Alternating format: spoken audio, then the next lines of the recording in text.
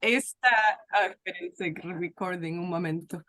Ok, nuevamente esta visión de la importancia del lenguaje en la lectura y en la escritura también. Entonces yo creo que muchas de ustedes o muchos de ustedes han escuchado ya esta investigación, saben muchas partes de esta investigación, así que con gusto, por favor, interrúmpanme. Tenemos más una conversación que un monólogo y podemos conversar a lo largo de esta presentación. Yo lo que les voy a ofrecer es una mirada más reciente, con muchos pedazos que ustedes han visto y un poquitito más pensando quizás en las pedagogías que necesitamos ahora. Pero como les digo, un placer, estamos todos acá en esta comunidad tan linda que Renata y Andrea siguen organizando y formando, así que muchas gracias. Y entonces, si en algún momento tienen preguntas, por favor, me las hacen. Y Renata, quizás si no veo algo en el chat, si me avisa si es que hubiera alguna clarificación o pregunta. Perfecto. Entonces, bueno, vamos a arrancar. Y en realidad yo creo que, como muchos de ustedes saben, lo que mi investigación revela, ya pasa el tiempo, son más de 10 años investigando en esta área, y lo que encontramos consistentemente es que si no prestamos atención al lenguaje, no podemos avanzar hacia la equidad y la excelencia en la educación.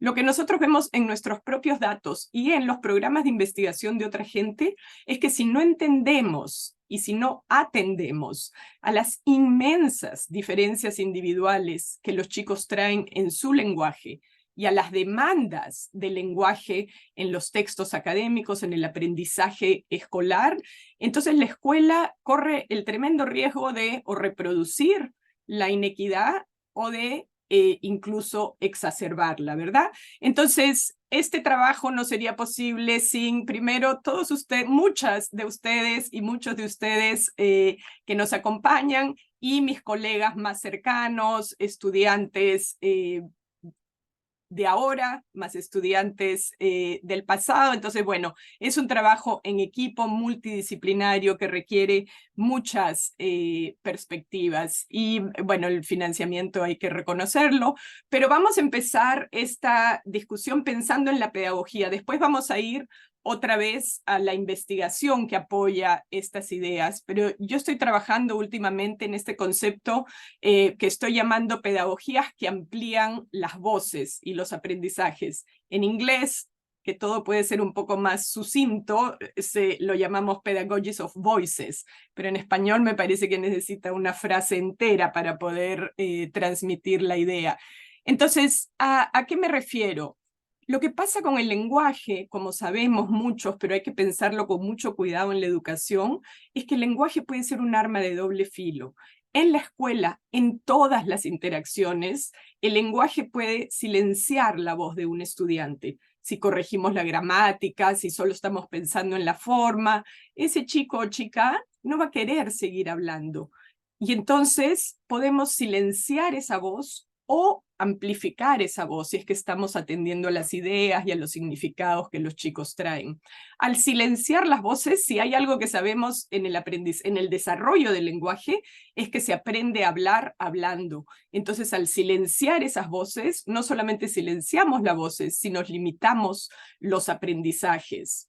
A través del lenguaje también se puede obstruir el aprendizaje si los chicos no entienden lo que estamos hablando, lo que están leyendo, o se puede expandir el aprendizaje si damos los apoyos necesarios para comprender el lenguaje. Y no solo eso, sino que a través del lenguaje podemos distanciar a la gente. Si silenciamos a un niño, ese niño se va a sentir distanciado del maestro, de la escuela, del lenguaje que usa el maestro. Y entonces la idea es cómo usamos el lenguaje para promover relaciones. Y si pensamos en todo esto junto, todas estas posibilidades pueden suprimir la agencia de los estudiantes, es decir, suprimir la agencia como aprendices, suprimir su agencia en el mundo, o pueden robustecer la agencia en el aula y en el mundo. Entonces, ¿A qué nos referimos? Quiero empezar con una reflexión sobre la discriminación lingüística, que es todavía un fenómeno tan extendido en Latinoamérica. Por supuesto, acá en Estados Unidos y en muchas otras partes del mundo también. Pero en Latinoamérica necesitamos una reflexión profunda con tantas poblaciones multilingües, tantas poblaciones que hablan variedades lingüísticas diferentes al estándar. Entonces, acá, por ejemplo, en un artículo de México, una psicóloga cuenta que cuando llegan los chiquitos de 6 años y que a veces no hablan español a la ciudad, le mandan a los niños a la terapia del lenguaje ya clasificados como niños con problemas de lenguaje, solamente por ser bilingües o multilingües. Tenemos también estas prácticas donde con las mejores intenciones los maestros corrigen los textos por la forma. Si ustedes se fijan en este texto, imagínense un niño que escribe este texto y recibe estas correcciones. No hay ninguna atención a sus ideas, a los significados que intenta expresar.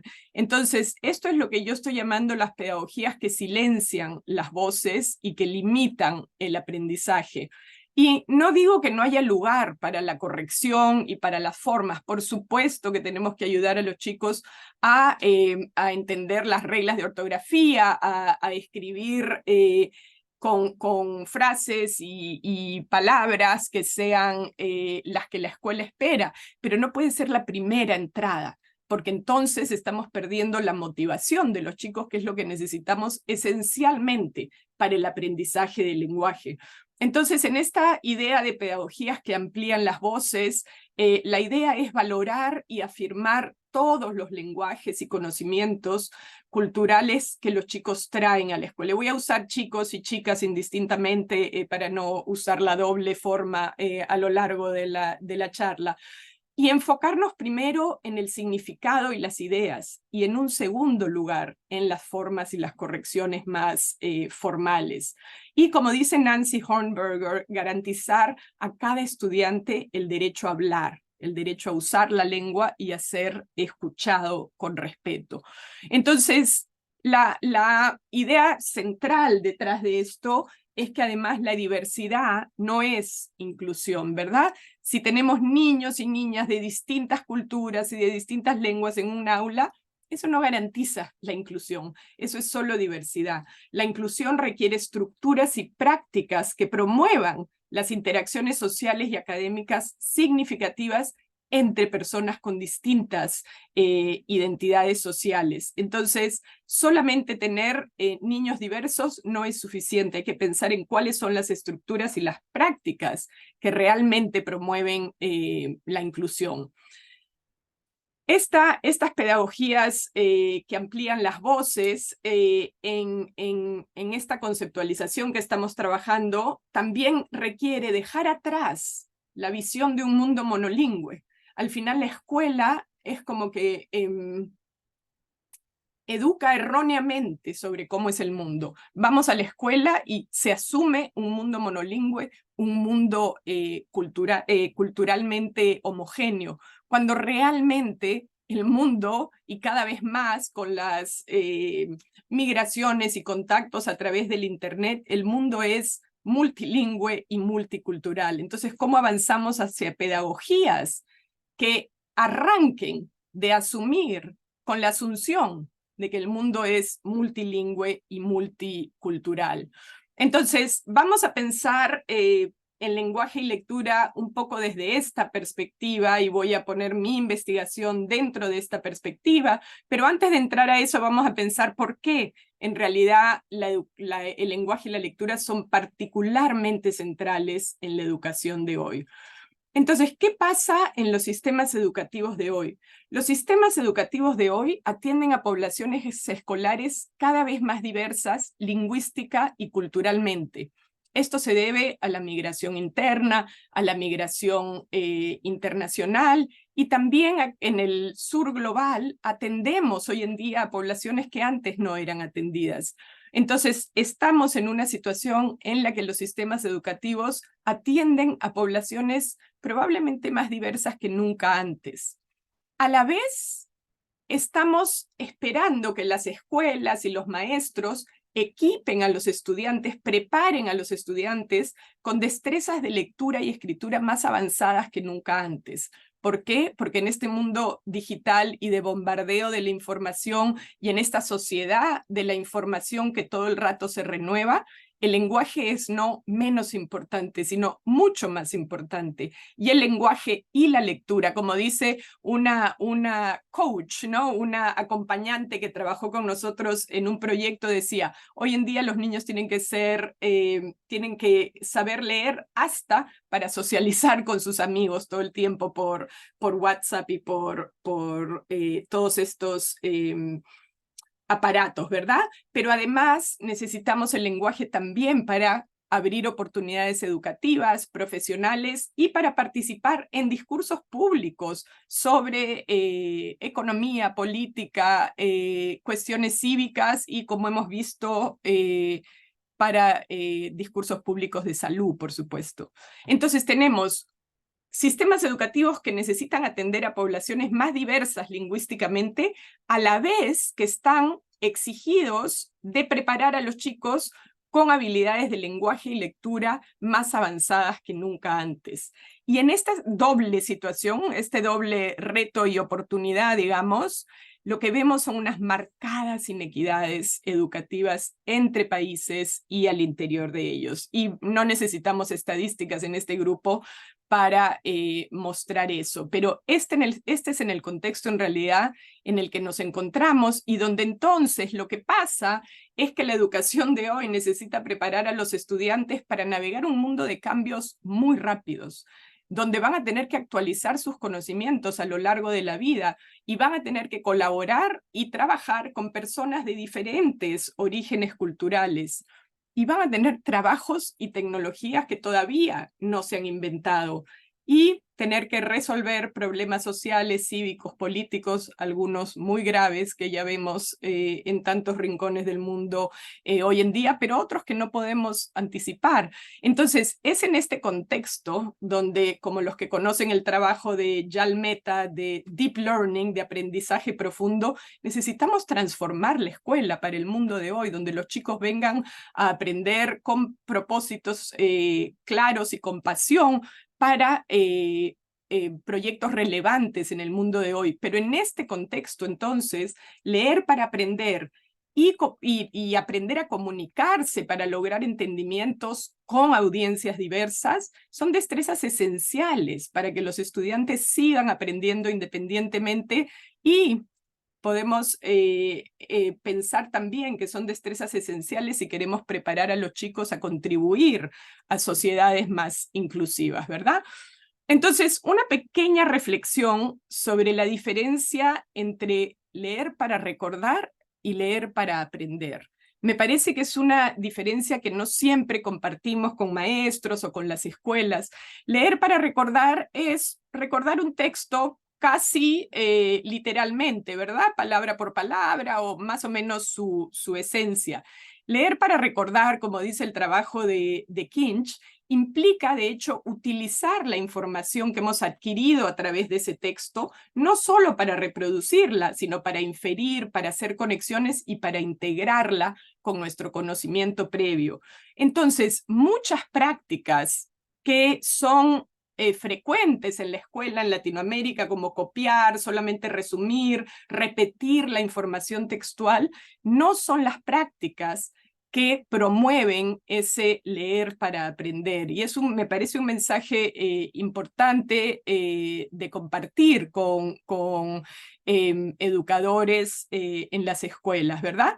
Entonces, con todo este contexto, el plan que yo tengo para hoy, y como les dije, si quieren interrumpirme en cualquier momento, me avisan, pero las 3 preguntas que pensaba en las que nos podemos enfocar hoy es: ¿qué aspectos son más difíciles en el aprendizaje de la comprensión? ¿Qué hemos aprendido desde la investigación? Y nos vamos a concentrar en la discusión y en el rol del andamiaje del lenguaje de los textos. perdón por la falta falta una S en investigación en inglés, y luego la investigación en Latinoamérica. Y luego un poquito de compartir qué prácticas educativas promueven este aprendizaje del lenguaje que apoya leer para aprender, ¿verdad? Entonces, ¿qué aspectos son más difíciles? Y yo creo que esta audiencia tiene ya claro y sabe la respuesta a esta pregunta. No sé si recuerdan este gráfico. Este fue un estudio donde se siguió longitudinalmente a los chicos desde primero hasta sexto grado. Es una muestra longitudinal. Y se les evaluó individualmente con el Woodcock, que muchos de ustedes conocerán, en sus habilidades en inglés. Son niños bilingües. Y entonces lo que vemos en este gráfico es habilidades de decodificación. Para eso tenían que identificar letras y palabras, nada de significado, ¿verdad? Y esas son las barras anaranjadas. El otro test era vocabulario, y en este caso es significado de palabras, presentar una imagen y ellos tienen que nombrarla. Y finalmente, comprensión de lectura. Entonces, lo que vemos en los scores, estos son los scores, los puntajes de los chicos en la prueba, y si llegaron al percentil 50, quiere decir que su performance fue exactamente donde se espera que estén en comparación a los chicos de esa edad. Entonces, ¿qué cosa vemos en este gráfico? Si alguien quiere ofrecer alguna interpretación. ¿Qué vemos en este gráfico? Con las barras anaranjadas, ¿qué vemos? ¿Cómo van los chicos? Pues que la decodificación es la esperada, pero digamos que el vocabulario es todo un reto y pues la comprensión también, pero el vocabulario es como lo que está más alejado de lo esperado, ¿no? Perfecto, gracias. Era Karina, ¿verdad? Hola, Karina. Es decir, que con el conocimiento de las letras no alcanza. Exacto. Entonces, exactamente lo que dicen Ivana y Karina, yo uso este gráfico porque de alguna manera resume lo que hemos aprendido en más de una década de proyectos financiados para mirar comprensión de lectura acá en los Estados Unidos. Que la decodificación, en este caso, está a donde se espera. Los chicos están decodificando bien. No hay problema de decodificación. Y sin embargo, la comprensión de lectura baja, ¿verdad? Ahora, no quiere decir que los niños de quinto grado en promedio entienden menos de lo que entendían en segundo grado. Lo que pasa es que en quinto grado están en comparación con sus pares más retrasados, ¿verdad? Entonces, a pesar de que la decodificación está al nivel esperado, la comprensión baja. Y usted, Karina apuntaba al vocabulario que es muy bajito. Entonces, como sabemos, en este grupo los textos se vuelven más difíciles, las actividades se vuelven más difíciles, y lo que pasa es que los chicos que no han adquirido el conocimiento previo, no solo el lenguaje, el conocimiento previo y el lenguaje, que los van a ayudar en la transición donde se empieza a leer para aprender, van a tener tremendas dificultades. Lo interesantísimo acá es que si los maestros de los primeros grados solo enseñan decodificación y evalúan a sus alumnos, no van a haber ningún problema. Muchas veces los maestros con los que nosotros trabajamos nos dicen, pero mis alumnos en segundo y tercer grado estaban súper bien, yo no sé qué hace el maestro de quinto grado. Y no es el maestro, es que si nos enfocamos solo en la decodificación, entonces los chicos van con necesidades de lenguaje y de conocimiento que no han sido trabajadas desde el comienzo. Ahora, lo interesante acá es que estos chicos han estado en la escuela 6 años. Estos son los mismos chicos, no estamos hablando de chicos nuevos que llegaron en sexto grado. De hecho, si vas al recreo o a la cafetería, estos chicos son indistinguibles cuando hablan con sus amigos en inglés, completamente indistinguibles. Entonces, ¿de qué lenguaje estamos hablando, verdad? Es el lenguaje particular de los textos y del aprendizaje de la escuela. Lo que sabemos en general, y no quiero decir que la decodificación no sea importante, esencial enseñar, estos chicos pueden decodificar porque han tenido una instrucción explícita y de alta calidad para poder decodificar. No digo que no es importante, pero los retos mayores que encuentran los chicos es en entender los textos que ellos pueden leer. Y finalmente estos son chicos bilingües y podemos decir, bueno, están aprendiendo una segunda lengua, pero lo que vemos en la investigación y en mi investigación ya por años es que este mismo patrón lo encontramos en grandes proporciones de chicos monolingües. Y ese es el reto donde tenemos que entender, por supuesto, que reconocer otra vez letras y palabras y leer con fluidez es fundamental. Pero los mayores retos que los chicos enfrentan son el conocimiento del mundo y de los contenidos disciplinarios y el lenguaje de los textos, que es donde nos vamos a enfocar ahora. Pero no quiero dejar de mencionar el conocimiento, que es importantísimo de ampliar para la comprensión de lectura. Entonces, ¿qué hemos aprendido desde la investigación? Uno de los mecanismos, ¿no?, más recientes que se están investigando es la discusión en el aula. Entonces, en intervenciones pasadas se ha trabajado la decodificación y fluidez, las estrategias de comprensión, las intervenciones de vocabulario como palabras de contenido, ¿no?, que se enseñan, y hemos visto que todas estos componentes son importantes, pero no han sido suficientes para realmente mejorar la comprensión de lectura en los adolescentes. Entonces, la discusión de textos e ideas en el aula es uno de los mecanismos que se está investigando y que es muy prometedor para mejorar, de hecho, no solo la lectura, sino la escritura también. Y tenemos este metaanálisis que se hizo hace algunos años, más análisis de intervenciones recientes que muestran que la discusión de textos e ideas en el aula mejora la comprensión de la lectura de los estudiantes. Y en el metaanálisis que se hizo, que es este de Murphy y colegas, se investigaron muchos programas, no solamente uno, porque era un metaanálisis, un análisis de muchos estudios para ver qué patrones emergen. Pero todas estas intervenciones tenían como factor común la discusión de textos. Y se encontró que tenía realmente una asociación positiva con el aprendizaje de la lectura. Ahora, ¿por qué? ¿Por qué es que la discusión oral, no estamos hablando aquí de escritura, de lectura, ¿por qué la discusión oral puede mejorar la comprensión de lectura? Solo para que cada uno o cada una genere sus propias hipótesis. Y hay muchas razones, yo solamente voy a mencionar algunas, hay muchísimas razones, pero lo que quiero resaltar es que mucho de lo que los niños tienen que aprender a lo largo del desarrollo no es directamente observable.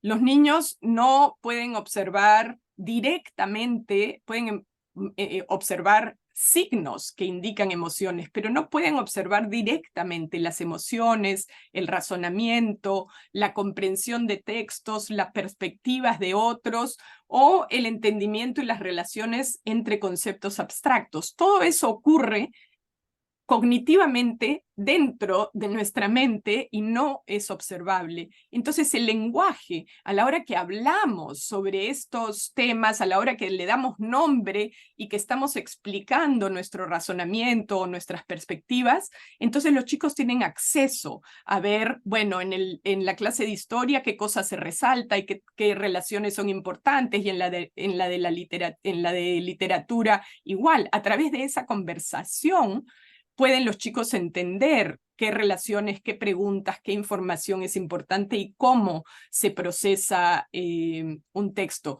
Para las emociones, por ejemplo, tenemos datos que muestran que los padres que hablan con sus niños sobre emociones, ya sea las emociones del niño o las emociones de la gente alrededor o las emociones de los personajes en los cuentos, tienen niños que luego entienden mejor las emociones en el mundo. Entonces son ese tipo de relaciones que el lenguaje hace visible o accesible, si quieren. Entonces a través del diálogo se aprende a hablar, pero también se aprende a comprender el mundo, las personas, y se aprende también a comprender textos. Y como muestra el trabajo de Larraín en Chile o Carol Lee acá en Estados Unidos, la discusión y la argumentación disciplinaria son también herramientas interesantes para involucrar a los estudiantes y prepararlos para contribuir a sociedades diversas, más armónicas, más inclusivas, más pacíficas, esperemos. No será el único componente, por supuesto, pero es uno que es importante en poder entender y dialogar armónicamente y constructivamente con distintas perspectivas, ¿verdad? Y sin embargo, lo que vemos es... bueno, vamos a este gráfico, y algunos de ustedes yo creo que lo han visto antes, pero este fue un estudio que se hizo ya hace unos cuantos años, pero que todavía sigue siendo relevante, en mi opinión, en mi trabajo con las escuelas. Los investigadores fueron a visitar 20 escuelas, 10 high schools, 10 middle schools, y observaron clases de lenguaje o de ciencias sociales. Desafortunadamente, las escuelas estaban divididas de acuerdo a rendimiento académico bajo, medio o alto. Y entonces lo que anotaron fue el número de minutos dedicados a la discusión en el aula. Si sabemos que la discusión es un mecanismo importantísimo, ¿cuántos minutos se dedica a la discusión en el aula? Entonces, la discusión fue definida mínimamente como 30 segundos de 3 personas conversando, que podía incluir al profesor o a la profesora o no. Entonces, hagan sus predicciones de cuántos minutos encontraron los investigadores de discusión por 60 minutos de clase. ¿Listos con sus predicciones? Ok. Entonces, esto es lo que se encontró en este estudio. Las cosas en Estados Unidos han mejorado un poco después del Common Core y de muchas discusiones y entrenamientos, pero en general la discusión en el aula suele ser no solamente muy infrecuente, sino muestra una alta inequidad, ¿verdad? O sea, lo que vemos acá, esto son 3 minutos y medio, es lo que estamos hablando, en las aulas con los chicos de rendimiento más alto. Pero aún más preocupante es que las de rendimiento bajo no llegan ni al minuto.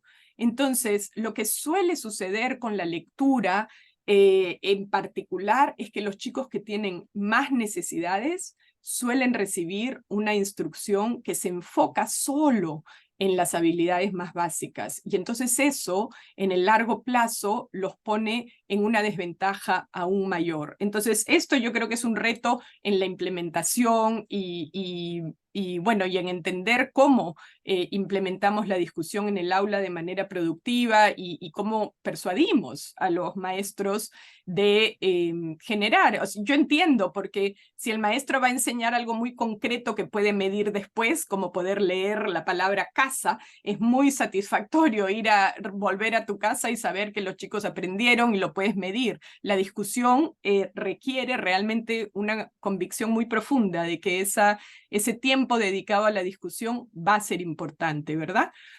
Pero bueno, donde mi investigación se ha enfocado más es en pensar que sí, la discusión es una herramienta buenísima, pero lo que pasa es que hay muchos chicos que no entienden lo que leen, que no entienden el lenguaje de la escuela, y en nuestro trabajo con maestros, muchos maestros nos dijeron, yo cuando enseño un texto, les he enseñado todas las palabras de vocabulario y mis chicos todavía no entienden el texto. Entonces la pregunta que a nosotros nos surgió era, ¿qué destrezas más allá del vocabulario pueden ser relevantes para la comprensión de lectura? Y entonces, más allá de la discusión, era esta idea de atención al lenguaje de los textos académicos y pensar cuáles son las destrezas, así como los chicos traen a la escuela sus conocimientos más del día a día sobre el mundo y tienen que aprender conocimientos científicos que tenemos que expandir, también traen a la escuela sus lenguajes más coloquiales y tienen que aprender en la escuela un lenguaje que muchas veces en nuestra hipótesis les es como una lengua extranjera, ¿verdad? Como una lengua que no conocen. Entonces, ¿por qué pensamos esto? Porque si nos ponemos a pensar, no aprendemos lenguaje, es decir, cuando aprendemos inglés como segunda lengua, quizá si pensamos eso, no aprendemos el inglés como un sistema completo. Lo que aprendemos realmente son formas de utilizar el inglés en contextos particulares. Igual con nuestra propia lengua. Tenemos particulares formas que compartimos con nuestra familia y amigos, particulares formas que compartimos con la gente de donde venimos, donde nacimos o donde vivimos, particulares formas con los grupos con los que compartimos pasatiempos, aficiones y la educación. Entonces, todas estas formas de usar el lenguaje, por supuesto que todas están interrelacionadas, pero cada una tiene patrones particulares. Lo que, como nosotros entendemos el desarrollo del lenguaje, es como esta espiral donde los chicos arrancan en el hogar y van expandiendo sus contextos y van acumulando una serie de prácticas de lenguaje y lectura que se van expandiendo y construyendo sobre la base de lo que sabían inicialmente, ¿verdad? Esto implica expandir habilidades de lenguaje, pero también de razonamiento, de conciencia metalingüística y igualmente importante, la construcción de identidades. El lenguaje que usamos con nuestros amigos, con nuestra familia, en la escuela, es un lenguaje que no solamente comunica, sino que comunica quiénes somos, dónde pertenecemos, si estamos aceptados o excluidos de particulares comunidades, ¿verdad? Entonces, el lenguaje de los textos académicos es un pedacito de ese aprendizaje enorme del lenguaje que necesitamos para navegar el mundo. Entonces, entendemos el desarrollo del lenguaje como la expansión de estos recursos lingüísticos para navegar una diversidad de contextos cada vez más amplia. Esta es la definición de flexibilidad retórica de Liliana Tolchinsky y Rabbit. Y entonces, lo que sabemos desde el desarrollo del lenguaje, y tenemos mucha evidencia, es que el aprendizaje del lenguaje continúa durante la adolescencia y si navegamos más contextos a lo largo de la vida, ¿verdad? Y lo otro que es importantísimo es que los usuarios del lenguaje pueden ser muy hábiles con el lenguaje en un contexto, pero no en otro. Entonces podemos tener chicos adolescentes que son brillantes contando historias o contando chistes y sin embargo les cuesta mucho trabajo el lenguaje de los textos escolares. Y a la inversa, por supuesto, los académicos, muchos, podemos ser muy buenos en los textos escolares y quizá un fracaso total cuando queremos contar un chiste o una historia. Funciona en todas las direcciones. No es que hay un lenguaje mejor que otro. El lenguaje y los recursos son apropiados para los distintos contextos y los distintos propósitos. Es como tenemos que pensarlo. Y como decía, el lenguaje es mucho más que una herramienta de comunicación. Es una herramienta también de reflexión, de creatividad y está ligado a las identidades y a los sentidos de pertenencia en las comunidades que participamos. Esta es la parte que también tenemos que recordar, ¿verdad? Entonces, yo lo que estoy proponiendo es que hay que repensar el objetivo del aprendizaje del lenguaje en la escuela. Y cómo hacerlo es una pregunta a la que los invito a todos, pero llamarle a esto la flexibilidad retórica crítica, es decir, por supuesto que tenemos que enfocarnos en el lenguaje de los textos académicos y el lenguaje del aprendizaje y de las disciplinas como prioridad para que los chicos puedan navegar la escuela, pero que no sea ese el único objetivo, sino que se haga evidente que ese es uno de los lenguajes, uno de los repertorios que los chicos necesitan en una multiplicidad de repertorios que son necesarios para navegar el mundo. Y el adjetivo crítico que yo le añado a la propuesta de Rabbit y Tolchinsky quiere decir que no necesariamente los preparamos para que sigan convenciones, sino para que críticamente piensen entre todos los repertorios y los recursos que tengo, cuáles son más efectivos en particulares contextos para particulares propósitos, y si quieren hacer comunicaciones híbridas, si quieren romper con las tradiciones del discurso, bienvenidos, pero que eso venga de un repertorio amplio de recursos y de una reflexión explícita. No que tengan que usar esos recursos porque no tienen acceso a los recursos de la escuela. Entonces, esta es yo creo que es una propuesta realmente como bastante, no pretende hacer lo mismo que hace la escuela, pretende cambiar las prácticas escolares pensando desde este lugar. Y entonces, bueno, la investigación que yo he realizado es enfocada en este lenguaje de los textos escolares, ¿verdad? Y cómo los chicos vienen a la escuela con un lenguaje como este y tienen que aprender a entender un lenguaje que muchas veces les es muy ajeno. Entonces, a algunos chicos, el lenguaje de los textos les suena a las conversaciones que tienen en su casa, y a otros chicos no. Y sin embargo nosotros no. Entonces la hipótesis era que puede haber una serie de recursos del lenguaje que no son invisibles a los educadores y que pueden ser una fuente de inequidad grande en la cual podemos tener un aporte importante. Entonces, las dos hipótesis eran, primero, que encontraríamos diferencias individuales en el manejo de este tipo de lenguaje. No nos interesaba el lenguaje disciplinario de la ciencia, de la historia, sino que nos interesaba porque estábamos hablando de middle school, chicos entre 9 y 14 años más o menos, el lenguaje que es compartido en las distintas disciplinas. El lenguaje que no enseña el maestro de historia, que no enseña la maestra de ciencia, sino el lenguaje que es particular a los textos escolares, pero que puede ser invisible como un reto en la enseñanza y en el aprendizaje. Y que estas diferencias individuales, entonces la segunda hipótesis importante, iban a contribuir a explicar por qué tantos chicos tienen dificultades con la comprensión de lectura, ¿verdad? Entonces, el vocabulario académico se ha estudiado extensamente. Lo que nosotros añadimos fue los conectores, como moreover acá, las nominalizaciones, cuando las palabras se convierten de adjetivos o verbos a sustantivos, como evaporar, evaporación. Esas formas se usan muchísimo en el lenguaje de los textos académicos. Sintaxis compleja y los marcadores de validación como extremely likely acá en inglés, que son cada vez más frecuentes en la escuela media. Y finalmente esta idea de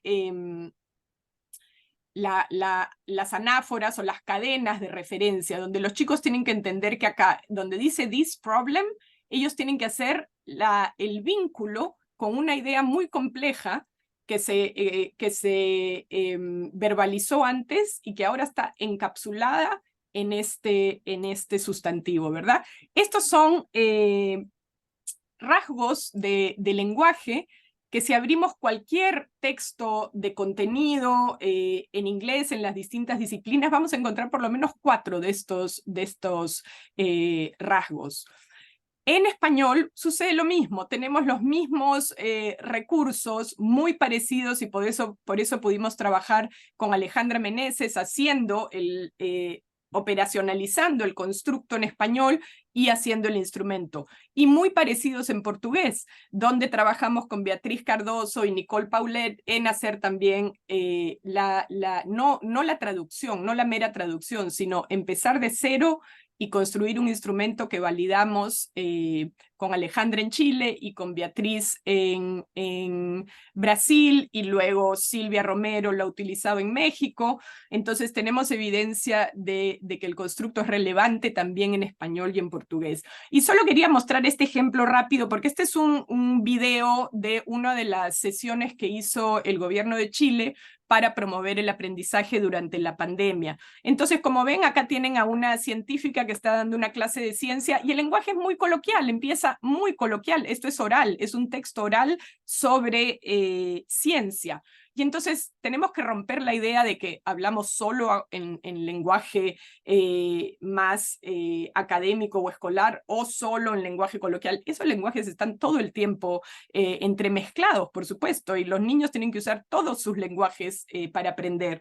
Pero lo que quería solamente demostrar muy rápidamente es que no es solo un tema de textos escritos, sino también de textos orales que los chicos tienen que entender. En esta, no vamos a ir al detalle, pero en esta charla oral que da esta chica sobre ciencia, tenemos muchos de los rasgos que estaba mostrando en inglés, la sintaxis compleja, las palabras complejas, los conectores, las cadenas referenciales, porque son instrumentos que usamos funcionalmente para hablar en las distintas disciplinas. Entonces, es estos recursos que los llamamos Core Analytical Language Skills o el lenguaje analítico de los textos, tiene varias dimensiones, no tenemos que ir al detalle, pero por ejemplo una será el uso de los conectores, ¿no? Y el uso de los conectores en las distintas disciplinas. Estos son recursos de lenguaje que se usan para apoyar la comprensión, ¿verdad? Para que los lectores podamos entender mejor cómo se relacionan las ideas de un texto. Pero por supuesto, eso ayuda solamente si entendemos la función de estos conectores. Si no, son solamente un obstáculo, ¿verdad? Entonces, acá les muestro un poco de evidencia sobre este constructo. Y puedo ir un poquito rápido y después, si quieren, en la parte de preguntas, podemos volver. Pero acá tenemos un ejemplo, este es un ítem de la prueba. Nunca pensé yo que iba a dedicarme a diseñar una prueba de lenguaje. A mí lo que me interesa, lo que siempre hice fue análisis del discurso, pero trabajamos en asociación con escuelas y cuando dijimos queremos estudiar el lenguaje de los adolescentes, nos dijeron, bueno, tienen 45 minutos y vengan a evaluar. Entonces así llegamos realmente a una prueba de este tipo. Entonces acá estamos evaluando si es que los chicos entre 4º grado y 8º grado en Estados Unidos entienden el conector in contrast. Tenemos más de casi 7,000 estudiantes. Y lo que les voy a mostrar acá es el porcentaje de chicos que respondieron correctamente a este ítem. Entonces, hagan otra vez sus predicciones de si piensan el 100% de los chicos en 8º grado entienden esto, o la mitad, el 50%, hagan sus predicciones en su mente y se los muestro ahorita. Lo que encontramos, y yo empecé esta investigación pensando que iba a encontrar diferencias, pero me sorprendo una y otra vez en cada estudio que hacemos, como chicos que han estado en la escuela por 8 años, más de la mitad no entiende un conector así. Lo que es todavía más interesante, si uno les pregunta a los chicos, ¿tú sabes lo que es in contrast? Te van a decir, sí, sí, por supuesto, lo han oído muchas veces, pero no han tenido las oportunidades de realmente practicar, entender, tener el andamiaje para realmente utilizarlos funcionalmente, como nos demuestran estos datos. Y estos son promedios, digamos, de respuestas correctas por grado. Y los chicos aprenden, algo aprenden. O sea, vemos también que hay un avance, efectivamente, pero no el avance que esperaríamos en un conector que se usa muy frecuentemente desde el 4º grado para resaltar las ideas, ¿verdad? Pero lo otro que hemos encontrado son unas diferencias individuales realmente abismales. Estos son unos gráficos que yo me inventé, no son ninguna estadística sofisticada. Cada barra es un niño o una niña y es el score completo en este instrumento CALS, o sea, en todos estos recursos que hemos evaluado. Con lo cual, estos son chicos en una misma escuela y en un mismo grado, se los pueden imaginar sentados unos al lado de otros, y estos son sus puntajes en esta prueba. Entonces, realmente, muchas veces los educadores, los materiales curriculares, los investigadores, incluso, asumimos que todos los chicos van a estar acá, que este es un lenguaje que ya se sabe, y sin embargo, los maestros tienen unas diferencias individuales enormes en sus aulas, ¿verdad? Pero en realidad, si recuerdan, la hipótesis principal era si estas diferencias individuales nos iban a ayudar a entender por qué tantos chicos tienen dificultades en la comprensión de lectura. Y eso es lo que hemos encontrado. Acá lo que tienen es un gráfico, y estos son los puntajes de los chicos en el CALS, y en esta axis lo que tienen es el puntaje de comprensión de lectura en la prueba GISA. Entonces, a mayor puntaje en el CALS, mayor comprensión de lectura. Y lo que es interesante es que esto es incluso después de tomar en cuenta las habilidades de destrezas de decodificación, de fluidez, incluso de conocimiento de vocabulario y las características sociodemográficas. Entonces, es donde vemos una oportunidad de este constructo de hacer visible algo que nadie enseña, quizá, que se asume como dado y que a lo que no se presta atención en la escuela. Los datos en español y portugués de Latinoamérica son muy consistentes y podemos seguir muy rápido. Pueden hacer sus predicciones sobre la palabra interpretar. Es el mismo gráfico, les voy a poner acá los porcentajes de lo que los niños saben. Interpretar es una palabra que usamos hasta en las pruebas para evaluar a los chicos. Y sin embargo, miren, hasta en 8º grado los chicos no entienden esa... En los resultados que tenemos en Lima, donde Armida participó y tuvimos todo un equipo, tenemos una muestra un poco más pequeña, pero los mismos patrones. Acá pueden ver por lo tanto. Por lo tanto, podría ser una forma que los chicos conocen desde pequeños, otra vez sus predicciones, y aquí vemos, sigue siendo, por más que sea un poquito más alto, sigue siendo no el 100% que la escuela asume, ¿verdad? En estos, y acá, bueno, no les doy un par más y ya pasamos al, pero es que me interesa realmente que se vea la cantidad de palabras y de conectores que son tan frecuentes en la escuela, y sin embargo, tenemos unos porcentajes de chicos muy bajos que entienden estas formas, estos usos del lenguaje. Este es el último, no los aburro más con más gráficos, pero realmente consistente lo que vemos en Chile, con lo que vemos en Perú, con lo que vemos en los Estados Unidos, ¿verdad? Y vemos diferencias, estos son los chicos de Perú, diferencias individuales enormes, muy similar a lo que vemos en Estados Unidos, y también la predicción de la comprensión de lectura. Entonces, en los chicos de Perú, estos son los niveles de decodificación y fluidez. Hay algunos que necesitan mucho apoyo, claramente, pero la mayoría tiene muchas dificultades con el vocabulario y el lenguaje académico, y entonces les va un poco mejor en la narrativa y mucho más complicado, muchos más retos en el lenguaje de los textos informativos, ¿verdad? Esta es la regresión, no tenemos que ir a eso.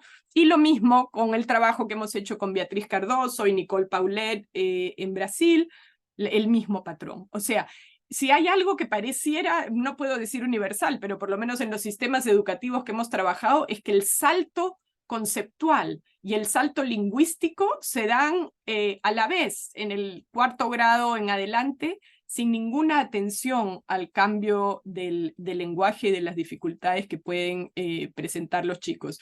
Entonces vemos marcadas diferencias individuales que predicen la comprensión de lectura, y tenemos resultados consistentes en 3 idiomas y distintos países. Está el trabajo de Silvia Romero, Gladys Aguilar, Alejandra Meneses, Beatriz Cardoso, que han usado este instrumento y que vuelven a replicar de manera muy iluminadora, encuentro yo, las enormes diferencias individuales y su repercusión en la comprensión de lectura. Tenemos recientemente también información de que el CALS predice también la calidad de la escritura de los textos analíticos, y hemos visto este trabajo en inglés y también en español con el trabajo de Javiera Figueroa y de Alejandra Meneses. Entonces, es este constructo que más bien podemos considerar como multimodal y que afecta tanto a la lectura como a la escritura, ¿verdad? Pero bueno, prácticas educativas, y vamos cerrando con esta última parte para poder dejar tiempo a las preguntas. Entonces, hay muchas cosas que yo quiero resaltar porque yo creo que el lenguaje se confunde mucho. Cuando decimos lenguaje hay muchas cosas que se confunden. No estamos hablando de enseñar español estándar cuando estamos hablando de este lenguaje. Estamos hablando de enseñar los recursos lingüísticos útiles, que si hablas español andino o si hablas español de Lima, los puedes utilizar perfectamente. No estamos hablando del español estándar, a pesar que en la escuela, por supuesto, hay mucha identificación de ambos.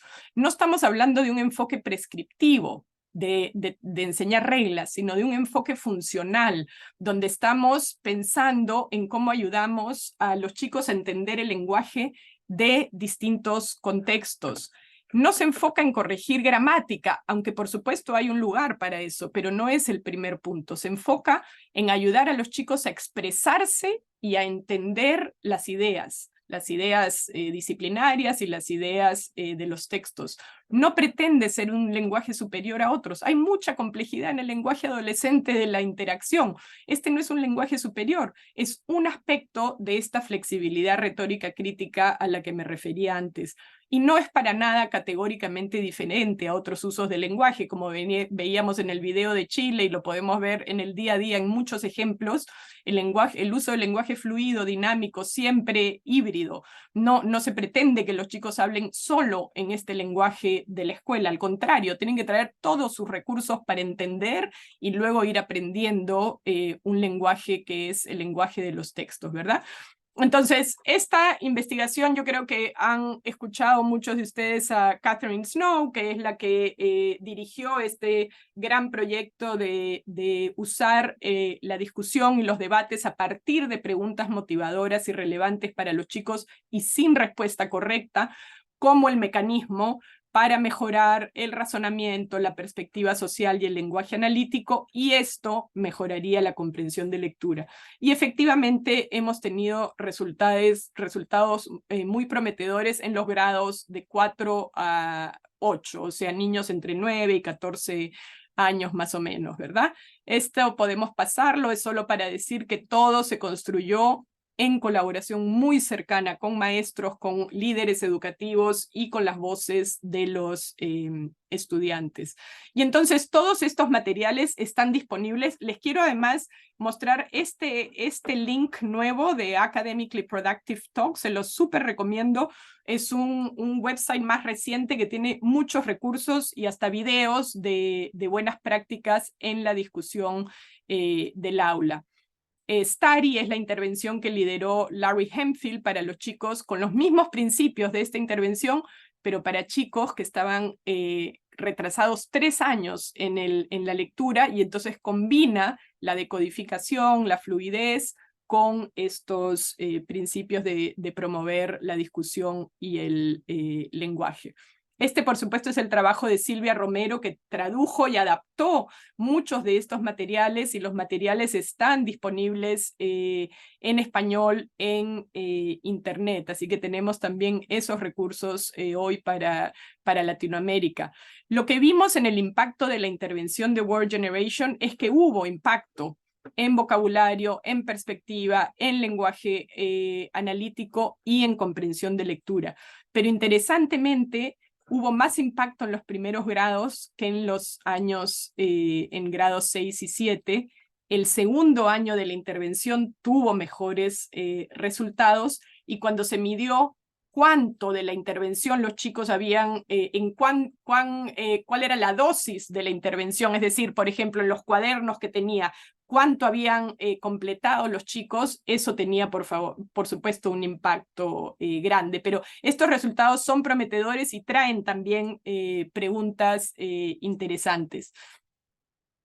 Como saben, yo creo muchos también en Chile, Alejandra Meneses y Maximiliano Montenegro han utilizado, digamos, el constructo para pensar en una intervención de ciencia que tiene todas las mejores prácticas basadas en evidencia para la enseñanza de la ciencia, combinado con el apoyo del lenguaje. El lenguaje siempre hay que apoyarlo en función de unos aprendizajes, de unas metas mayores que no sean el lenguaje mismo, y tienen también resultados prometedores. Brasil, en el trabajo de Beatriz Cardoso y Nicole Paulet con Aprender a Estudiar Textos, tienen un desarrollo profesional en donde trabajan con maestros para la enseñanza de la historia con esta misma idea de apoyar el lenguaje para promover la comprensión histórica. Entonces tenemos ejemplos donde estas habilidades son mejorables. No solamente es un constructo abstracto que nos sirve en la lingüística, sino que realmente en la práctica educativa podemos mejorar las habilidades de los chicos. Entonces, para ir cerrando ya las últimas diapositivas para dejar tiempo para la discusión, las implicaciones pedagógicas, como yo lo veo en este momento de las investigaciones que tenemos, yo resaltaría 3 aspectos fundamentales. Estructuras de participación inclusiva. Tenemos que crear discusión y las voces, pero sabemos que no todas las voces son siempre bienvenidas en el aula. Entonces, ¿cómo crear con mucha reflexión y con mucho cuidado estructuras de participación inclusiva? Y lo que vemos es que esta discusión de textos e ideas es una herramienta importante, que se planteen preguntas relevantes e intrigantes, que no tengan respuestas correctas. Al final, así es el mundo donde vivimos y donde los chicos ojalá puedan producir contribuciones importantes, donde se estimule la solución colaborativa, la solución en grupo, donde vean los chicos que colaborar trae mejores resultados que trabajar individualmente y que sea en cuestiones que estén relacionadas a problemas abiertos. Y lo otro importante son actividades diseñadas para aprovechar conocimientos culturales y lingüísticos que traen los chicos a la escuela. Entonces, yo creo que es un primer aspecto, y por supuesto que habrá muchas posibilidades creativas de cómo implementar eso en la escuela. Hay solamente algunos ejemplos por ahora, pero podrá haber muchos más. El segundo aspecto es, unido a esto, necesitamos el andamiaje del lenguaje escolar que apoya el aprendizaje y el razonamiento conceptuales, ¿verdad? Entonces, el lenguaje no puede ser la meta final. Cuando hemos visto eso, hemos visto resultados desastrosos realmente. El lenguaje tiene que ser apoyado para promover la comprensión, el aprendizaje conceptual, por lo menos en las áreas disciplinarias, ¿verdad? Y que en contextos de aprendizaje cognitivamente demandante, con el apoyo lingüístico se aprende mejor el lenguaje. A veces simplificamos los contenidos para enseñar lenguaje, y de hecho lo que vemos es que si el maestro como mediador ofrece los apoyos necesarios para enganchar a los chicos en tareas cognitivamente estimulantes, ese es el mejor contexto para el aprendizaje conceptual y de la lectura. Entonces, el andamiaje del lenguaje es promover la precisión de ideas y el avance conceptual, no la corrección de las formas. Y finalmente, el tercer aspecto es estas interacciones que afirman los diversos recursos lingüísticos y culturales en las relaciones sociales y el aprendizaje. Entonces, estructuras de participación, como vemos, esta es una de las unidades que generó Silvia Romero para su trabajo en México. Una gran pregunta abierta, no hay respuesta correcta, es relevante para los estudiantes, y cualquier contenido escolar, casi cualquier contenido escolar, me atrevería a decir, se puede presentar a los chicos desde una pregunta relevante. Hay una unidad en World Generation sobre Pompeya, y entonces la primera pregunta es: ¿por qué la gente vive cerca a un volcán? ¿Vivirías tú cerca a un volcán? Y luego se entra a la enseñanza de la historia. Es decir, no es que todo lo que enseñemos tenga que ser solo los conocimientos de los chicos, es solo cómo presentamos ese trabajo en la escuela. Y estas ideas que, digamos, estas estructuras que requieren el esfuerzo colectivo. El andamiaje del lenguaje tiene muchas posibilidades, ¿verdad? Pero la idea es ofrecer apoyos del lenguaje en el contexto de actividades auténticas, disciplinarias o académicas. Los chicos tienen que traer todos sus lenguajes para entender ideas complejas. Y de hecho, el mejor patrón, digamos, científico es que usen todos sus lenguajes para entender un fenómeno científico complejo y al final ofrecerles el lenguaje más científico. No podemos necesariamente empezar o esperar que desde el momento uno utilicen las formas, las palabras, las estructuras de la ciencia, ¿verdad? Y siempre atender primero al significado, es lo que vemos que es importante. Si no, los niños se intimidan, no quieren participar. Si partimos de escucharlos, de escuchar sus ideas, de expandir sus ideas y luego prestar atención al lenguaje, entonces hemos visto que es un camino bastante más productivo.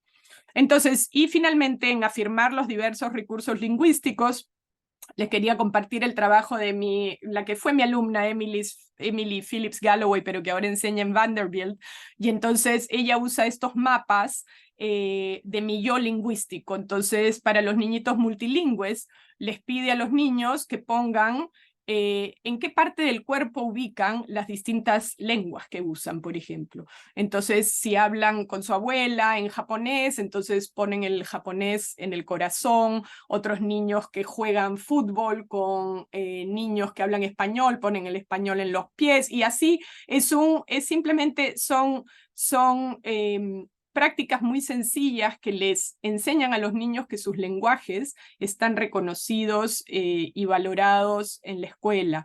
Hay también estos mapas que hemos usado donde los niños ponen todos sus recursos lingüísticos en los distintos contextos que navegan, ¿no? Entonces acá hay un ejemplo de una niñita Ana que pone en todas sus distintas comunidades cómo son los distintos recursos que usa. Entonces, no solamente, lo que es interesante de estos ejercicios es que no solamente traen la lengua a la escuela, sino que entonces los maestros aprenden mucho más sobre los niños y sobre sus distintos intereses y contextos y pasatiempos, digamos, ¿no? El último ejemplo que les pongo ya, ahora sí voy terminando. Emily está trabajando en este proyecto que se llama Translate, y pueden mirarlo ahí en el website para la gente que está interesada en trabajar con niños multilingües. Y tiene una intervención sobre comprensión de lectura que tiene todos los componentes que la investigación muestra que son importantes, ¿verdad? Fluidez, reconocimiento de palabras, estrategias, apoyo del CALS y del lenguaje de la escuela. Pero lo que sucede en Nashville, donde ella enseña, es que hay muchas clases donde hay niños de muchas lenguas. Entonces hay niñitos que hablan kurdo, y somalí, y español, y portugués. Y las maestras usualmente son monolingües en inglés. Entonces, en este programa, un pedacito de la intervención consiste en que los niños en grupos pequeños traduzcan 2 frases del inglés a su lengua materna. Entonces, siempre lo que se escoge es un fragmento que no va a ser traducido simplemente, sino que va a requerir alguna negociación entre los chicos. Y luego tiene una serie de preguntas que las maestras preguntan para promover la reflexión metalingüística. Por ejemplo, bueno, en inglés había 5 palabras, pero en español escribiste 8 palabras. ¿Por qué? Entonces, a pesar de que la maestra no habla la lengua, tiene formas de promover esa reflexión metalingüística. Y acá hay una donde la propia niña se está dando cuenta de este patrón que in en inglés y ando en español son lo mismo. Está la propia niña, sin ninguna instrucción previa, está haciendo esa reflexión. Y entonces la maestra le dice, sí, mira, yo no me había dado cuenta. Y eso se llama un sufijo. Todavía la niñita, que debe ser una mini lingüista, porque hace el juego de suffix y stuff, como que stuffix. Y entonces la maestra le dice, sí, suena como stuff, y le da la palabra sufijo, diciéndole, tú ya sabes lo que esto significa y cómo funciona, pero esta es la palabra técnica. Entonces, esta es una intervención interesante que ha tenido ya resultados prometedores. Está todavía en un estudio cuasi experimental, pero bastante interesante en este esfuerzo de cómo repensamos, ¿no?, la flexibilidad retórica crítica como el objetivo de la escuela. Entonces, bueno, termino ahora sí con que necesitamos realmente, en lo que yo estoy trabajando ahora son estas pedagogías que amplían las voces, una nueva educación donde la discriminación lingüística no puede tener lugar en la escuela.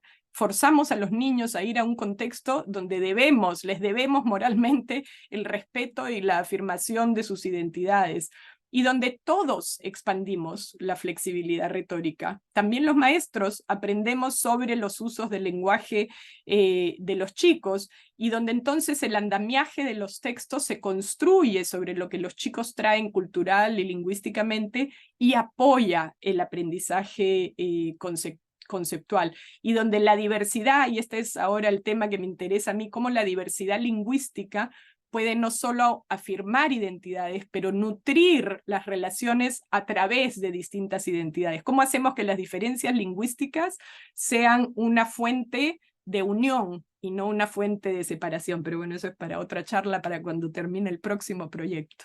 Y bueno, las ideas claves: no hay lectura sin lenguaje. El lenguaje se aprende mejor en el contexto de la discusión y con contenidos enriquecedores.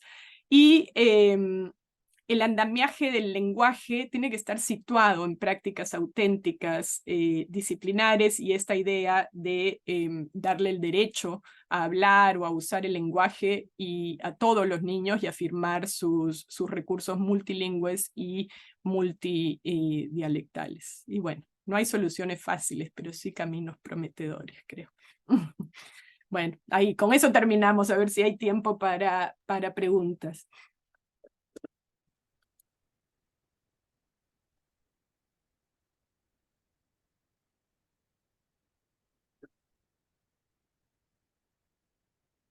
Perdón, vamos a unmute todos Perfecto. para empezar el diálogo. Unmute all, perfecta. Por un momento, pero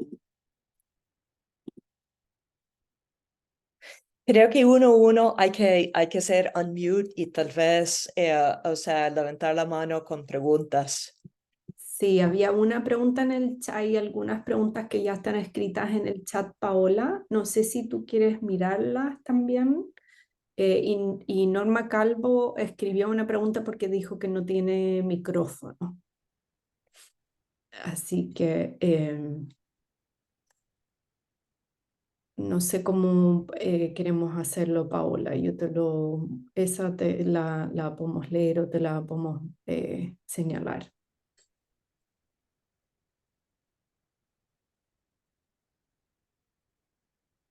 Estás en mudo, Paola. Me puso mudo automático para que ya me caí. Si quieres, Andrea, tú miras las preguntas y me dices si escuchamos primero a Silvia, mientras tanto. Ya, súper. ¿Quieres que te haga un resumen? Sí, o las preguntas que se repitan, o lo que te parezca más relevante, o si la gente quiere hacer las preguntas oralmente, si levanta la mano. Pero empezamos por Silvia, me parece. Súper. Hola, buenos días, Paula. Pues la verdad es que yo lo que quiero es agradecerte este trabajo de conceptualización y de ordenamiento de una trayectoria larga en la investigación de estas temáticas que nos ayuda a procesar lo que sabemos, pero que al mismo tiempo tenemos como, al menos yo lo tenía un poco muy desordenado, entonces me ayudó muchísimo. Tu presentación me genera una tranquilidad de que estamos haciendo cosas de manera coordinada y que aunque pues cada una de nosotras hacemos un pedacito, esta misma red es una red que está abonando al avance de la calidad de la educación en el mundo.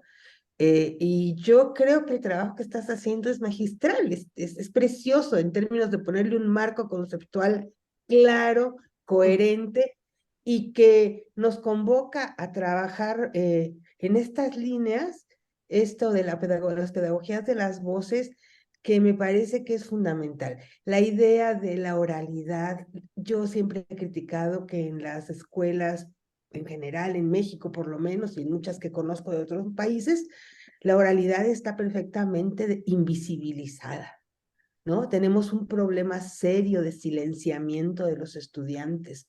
En el año 2000 yo empecé un libro que escribí en el 99 y que decía: un candadito nos vamos a poner, el que se lo quite va a perder. Y empezaba criticando esta frase del preescolar mexicano, el libro se llamaba La comunicación oral en la escuela, y no había, o sea, podía haberlo dejado en blanco. Claro. Entonces, yo creo que el retomar, el tener ya una claridad conceptual de por qué estamos haciendo todo esto, a mí me da muchísima luz, te lo agradezco profundamente. Y creo que, bueno, estamos aquí desde hace muchos años hablando de esta continuidad importantísima de la que Catherine habló hace muchísimo tiempo y que todavía no se acaba de escuchar, ¿no? Esta es la parte que a mí me preocupa. Me gusta que tengamos claridad y la parte que me preocupa es cómo desde hace 30 años tenemos un conocimiento de la importancia de la continuidad entre la oralidad y la escritura y la lectura, y cómo las escuelas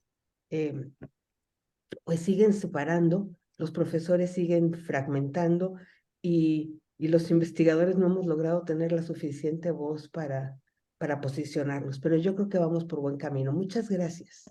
Ay, Silvia, te agradezco mucho porque a mí también me das esperanza cuando me compartes esas ideas, porque en este mundo donde la verdad que hay pocos motivos de esperanza últimamente, creo que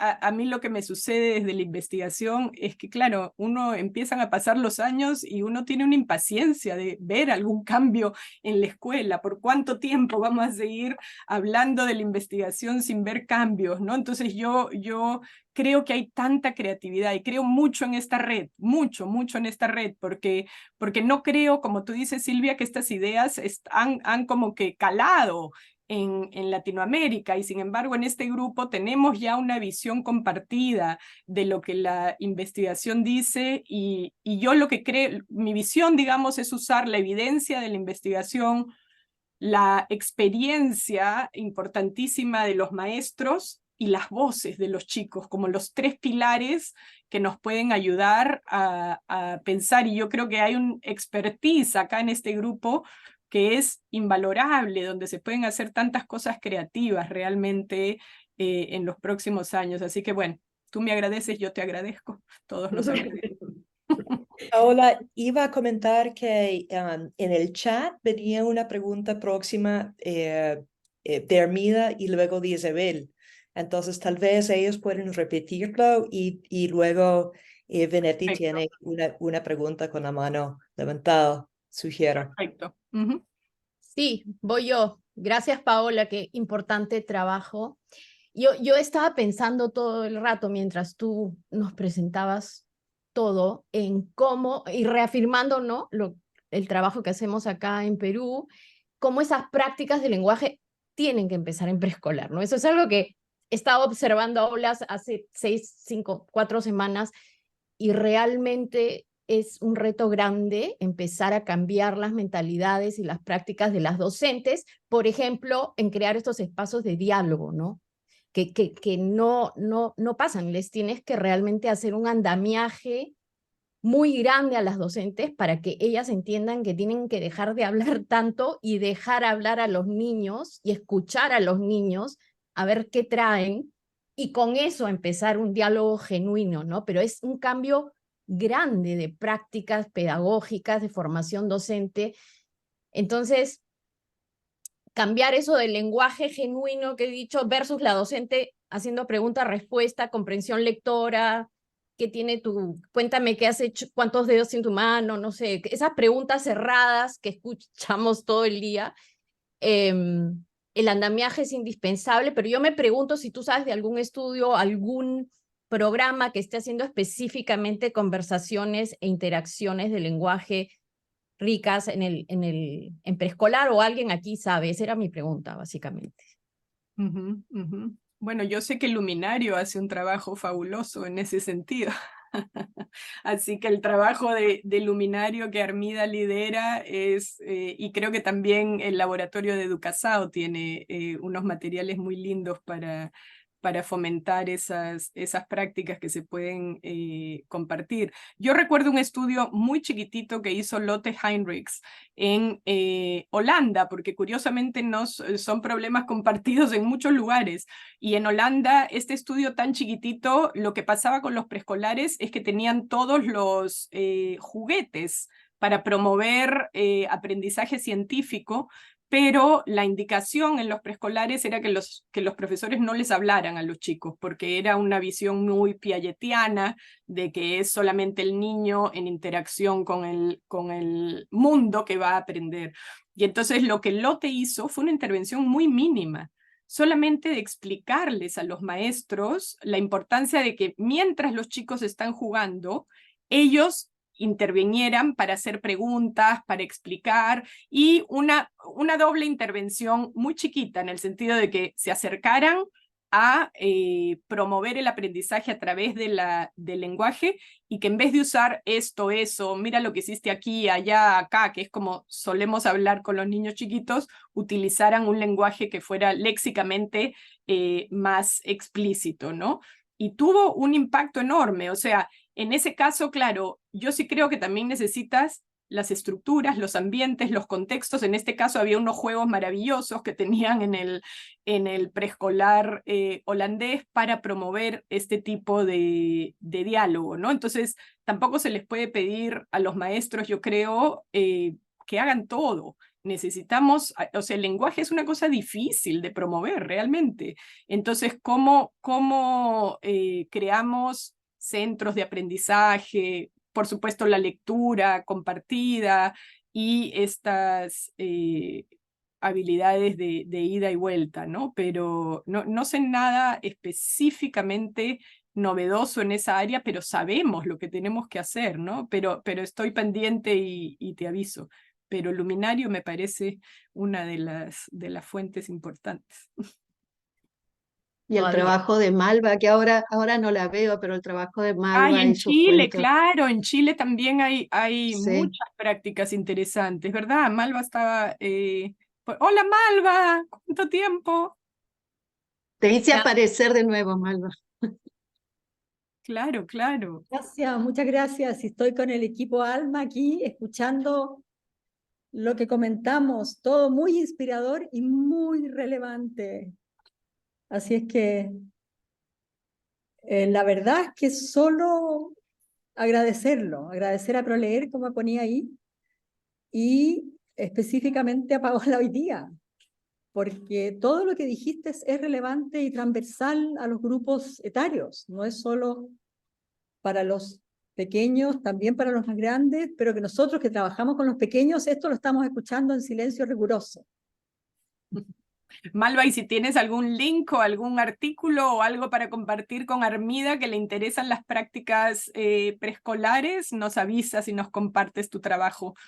De acuerdo, Paola, yo creo que Francisca Valenzuela, que estaba en el grupo también, la vi desde el comienzo, lo vamos a conversar, y por supuesto, Armida, que te enviamos los links para compartir nuestro trabajo, que solo se beneficiará de estos intercambios, que es Gracias. el gran aporte de la red. Envíanoslo a la en red, a todos, Instagram, Malva. a Alma también, porque van publicando en Instagram cosas muy interesantes. Okay. Gracias, Ivana. Muchas gracias. No, yo no hago social media, pero Malva, si lo mandas a la red también y así todos nos beneficiamos. De acuerdo, muchas gracias. Sí, Buenísimo. nosotros el intercambio. Gracias. Ahora, si quieres, yo creo que tenemos 3 preguntas. Isabel, no sé si su mano Sí. todavía está, pero era en el orden de Isabel, Román, Venetti y Beatriz. Sí, perfecto. Bueno, muchísimas gracias, Paola. Yo me sumo a las palabras de Silvia en agradecerte la presentación y, como decía bien Silvia, el ejercicio conceptual de ordenamiento que me parece muy importante. Generalmente, creo que dijiste algo que me pareció muy importante desde el principio, que es el tema de la atención del lenguaje para la equidad. Y es que a veces se nos olvida, ¿verdad? A veces se nos olvida y se nos olvida que que el lenguaje no opera en el vacío social, ¿verdad? Y ese vacío, y al contrario, está íntimamente relacionado y parece algo muy básico, pero no lo es. Y esa realidad es terriblemente desigual y muy diversa, como bien lo señalabas. Por eso cuando señalabas que leer para aprender, a veces se nos olvida preguntar o agregarle a esa frase aprender para qué o leer para aprender qué y, y en qué contexto, ¿verdad? Yo te ponía ahí una pregunta en el chat que decía que históricamente se ha trabajado más la ruta fonológica y la sintaxis y menos la ruta semántica, ¿verdad? Que es esa ruta la que activa los significados y su relación con el mundo real, para lo cual es fundamental. Señalaba ahí el tema de que los docentes trabajen los currículos contextualizados como principal recurso para la inclusión de distintas realidades de los estudiantes. Y ahí tal vez la pregunta iba en el sentido de que qué se ha trabajado sobre este tema de la contextualización de los currículos y las capacidades que adquieren o no los docentes desde su formación inicial para manejar eso, porque yo creo que por ahí andan también muchos de nuestros problemas, en términos de que cuando vos hablabas de este lenguaje neutro, de este lenguaje académico, que se convierte en un lenguaje terriblemente neutral, que desconoce los contextos, ¿verdad? Que se afinca ahí como en una universalidad. Hay algo de universalidad, ciertamente, pero no, digamos, dentro de una diversidad. Y a veces no sé si estamos formando a los docentes de preescolar, bueno, y en general a los docentes en el manejo de esto, que por lo menos en el caso de América Latina nos salta mucho o más claramente cuando trabajamos con estudiantes indígenas, ¿verdad? Que están los currículos totalmente descontextualizados y nos damos ahí muchos golpes porque los docentes no terminan de contextualizar los currículos y entonces se empiezan a hacer unos ejercicios de forzamiento terribles.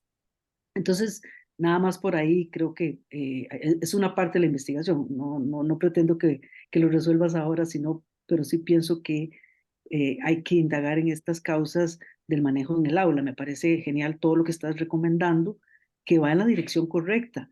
El tema es las capacidades de los docentes para hacerlo y obviamente que todo el trabajo que han hecho las colegas en América Latina de acompañamiento a raíz de todas estas investigaciones que se han realizado es fundamental. Pero si las universidades no cambian en esto, en su formación inicial, vamos a seguir avanzando lentamente. Era en esa línea, pero gracias, Sí. Paola, por tu No, presentación. mil gracias, Isabel. Yo creo que es un punto importantísimo. Por supuesto que nuestros maestros son producto de nuestras propias escuelas. Hablamos de los maestros como que fueran, pero son, y sabemos desde la investigación que los maestros solemos enseñar como aprendimos. El impacto de cómo nos entrenaron es menor que el impacto de cómo aprendimos como estudiantes. Entonces, realmente es un trabajo importante que hay que hacer para mostrar, ¿no? Y yo creo que ahí viene también un trabajo importante de no pensar que el entrenamiento previo a la enseñanza es suficiente, sino que el acompañamiento de maestros estelares, porque siempre hay en algún rincón de donde trabajamos maestros, escuelas que hacen trabajos brillantes en las condiciones más difíciles. Entonces, ¿cómo usamos a esas personas, a esos contextos? Porque hay mucho que nosotros tenemos que aprender de la gente que ha logrado eso en las realidades diversas, ¿no? Tus comentarios me recuerdan una cita de Brunner de hace mucho tiempo, que es, él decía cómo la escuela se ha separado del mundo real de una manera en que los niños en las culturas pues milenarias aprendían a través del apprenticeship o del aprendizaje en comunidad, en observación, y era muy evidente lo que tenían que aprender para lo que tenían que hacer de adultos. Era como que toda esa cadena de desarrollo estaba muy visible y está muy visible todavía en muchas de las comunidades indígenas y diversas, donde aprenden, sí, a cuidar a los animales. Es bastante evidente y relevante el aprendizaje que tienen que hacer, mientras que en la escuela es un mundo donde nada tiene sentido. Entonces, es una escuela donde la gente escolarizada, las familias escolarizadas, entienden que el aprender por aprender es un fin en sí mismo. Pero esto, que no es tan evidente en muchas otras culturas y comunidades, es muy alienante, ¿no? Entonces, lo que tú dices yo creo que es muy importante, cómo hacemos ese vínculo entre el mundo real y el mundo de la escuela. Y curiosamente, las nuevas orientaciones, como el trabajo de Yal Mehta de Deep Learning, de aprendizaje profundo, lo que llaman para hacer un aprendizaje de mayor calidad es el contacto, llaman al contacto con el mundo, a involucrar a los chicos, y por eso pienso yo que esta flexibilidad retórica crítica es importante en el componente ese de deep learning, porque si los chicos cuando están aprendiendo van a ayudar a hacer una obra de teatro que se presenta para toda la escuela, o van a ayudar a escribir cartas para personas inmigrantes que necesitan el apoyo, entonces el camino de la relevancia también está ahí. Entonces yo creo que hay, por una parte, el reconocimiento de las culturas ancestrales y lo que traemos a la escuela, por otra parte, proyectos reales de contribuir al mundo que pueden ser tan motivadores para todos los chicos de distintas culturas, pero sí, lo reconozco como un reto más que ofrecer una respuesta, Isabel. Gracias por la pregunta. Y no sé quién sigue, Renata o Andrea, ustedes tienen el orden. Vanetti, sí. Sí, gracias Paola, realmente qué rico poder tener este espacio y a mí me generan, digamos, muchas reflexiones y muchas preguntas en esta línea de la equidad, ¿no? No sé qué tanto las investigaciones han visto, porque cuando tú hablabas de, claro, se complejiza más con esta multiplicidad de repertorios para que los chicos puedan navegar por el mundo, pero lo que vemos es que las poblaciones excluidas, sus repertorios de lenguaje son mucho más limitados, ¿no? Porque, digamos, la escuela pública, al menos acá en Perú, se ha vuelto más homogénea. Entonces, en poblaciones más excluidas, tienes las poblaciones con menos recursos económicos, ¿no? Con un lenguaje mucho más simple, mucho más directo, mucho más escaso. Y también tienes los maestros que llegan a estas escuelas, son los que logran menos puntajes en las evaluaciones docentes, ¿no? Entonces, son docentes que también tienen serias limitaciones, ¿no? A nivel formativo, a nivel de lenguaje. Entonces, aquí yo quería preguntarte un poquito si en esta estrategia de los debates y discusiones, en las investigaciones que se han hecho, se ha visto esto en poblaciones excluidas, porque, digamos, acá en Perú, las veces que se ha podido observar y recoger un poquito, ¿no? De registros etnográficos, sobre todo, de cómo son los diálogos, porque sí, durante muchos años se ha movido esto de que los niños dialoguen, de que se generen conversaciones, ha entrado un poco esta figura de la asamblea al aula, pero lo que se recoge es que los maestros tienen muy pocos recursos, ¿no? Para poder enriquecer esas intervenciones de los niños. Entonces es como que todos dialogan dentro de un mismo nivel de lenguaje, ¿no? Y cuando se trabaja con los maestros y dices, bueno, tratemos de comentar, ¿no? Porque es una forma de poder recoger y validar esa voz del niño y poder también en ese comentar ir ampliando un poquito eso que el niño te va diciendo en preescolar, por ejemplo, ¿no? A los maestros les cuesta muchísimo, ¿no? Les es muy difícil. Y generalmente se van hacia la pregunta, ¿ya? Han aprendido un poquito algunos a hacer preguntas abiertas, pero el niño sigue respondiendo dentro de los recursos que él tiene, ¿no? Respuestas muy simples, muy directas. Entonces ahí yo quería saber un poquito si esas investigaciones, ¿no? que levantan este tema del debate, están viendo este contexto de qué pasa cuando todos están en un mismo nivel de lenguaje, incluso el maestro. ¿No? No, ¿Qué tanto esta estrategia puede funcionar? Sí, Es una pregunta central, Vanetti, y no es exclusivo a Latinoamérica, lo vemos en Sudáfrica, lo vemos en muchos países donde los propios maestros, como yo decía, son productos de la escuela, entonces también necesitamos ayudarlos a avanzar en su propio lenguaje y comprensión de lectura. Quisiera, sin embargo, resaltar un comentario. Yo quisiera que nos movamos de pensar en los chicos y en las familias como teniendo recursos limitados. Yo creo que los lenguajes que tienen los chicos, los lenguajes que tienen las familias, son complejos en muchos distintos niveles. No serán complejos en los mismos criterios que utilizamos en la escuela, pero son complejos en muchos distintos niveles. Entonces, yo creo que ayuda más pensar cómo la escuela no está reconociendo el punto de partida de los chicos, para entonces reconocer, valorar y afirmar, porque lo que pasa es que si partimos desde una visión de un lenguaje limitado, la actitud del maestro va a ser una actitud, o de los entrenadores, de los maestros, va a ser una actitud ya como de desvaloración que coloca la interacción en un plano que ya no es tan productivo. Entonces, ¿cómo pensamos? Bueno, ¿cuáles son? Los niños llegan a la escuela, a menos que tengan algún problema de aprendizaje, llegan a la escuela con los recursos lingüísticos que les han servido para navegar el mundo exitosamente hasta ese momento. Son muchos recursos, pero es verdad que muchos llegan con un vocabulario que no es el vocabulario que asume la escuela. Hay que trabajar enormemente en expandir el vocabulario y hay que trabajar con los maestros también, que es un reto que tú señalas que es importantísimo.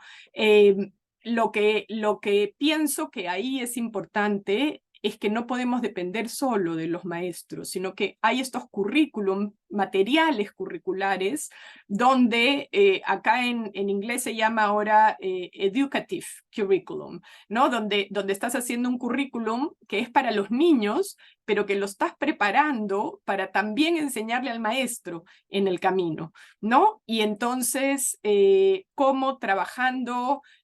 Yo sinceramente las mejores intervenciones que he visto, yo creo que ahí de hecho Beatriz y Nicole tienen mucho que aportar en esa perspectiva de cómo trabajar con los maestros y prepararlos para enseñar contenidos complejos y con lenguajes poco familiares. Hay una asociación que se hace con los maestros y hay un trabajo. Si los niños pueden aprender, los maestros pueden aprender. Esa es nuestra apuesta en el mundo. Todo el mundo puede aprender, pero sí creo que el apoyo de acompañamiento profesional y de materiales curriculares no lo podemos, disminuir. Es el rol del acompañamiento y de los materiales curriculares a lo largo de la experiencia de los maestros va a ser importante. Y creo que una de las prácticas mejores es poner a los maestros como si ellos fueran los alumnos.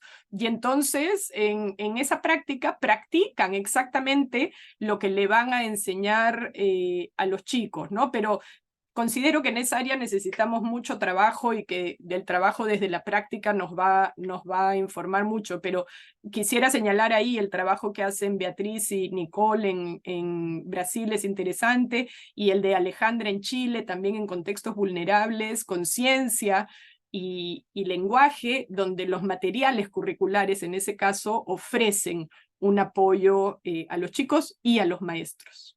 Pero bueno. Esa sería otra charla completa, pero es una pregunta importantísima. Yo creo que es un real reto para investigar y para implementar en la práctica. Gracias.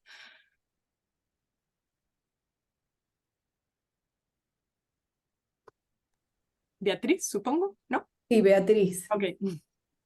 Sí, hola, gracias una vez más, Paola. Es siempre una delicia porque nos traes un mapa consistente y amplio de todo lo que pasa en ese tema tan instigante. Entonces, mil gracias porque siempre es muy bueno tener el frame, ¿no? El frame completo y eso ayuda mucho. Y gracias por las referencias al Laboratorio de Educación, que sí, trabajamos duro para encontrar caminos y con mucha ayuda tuya también.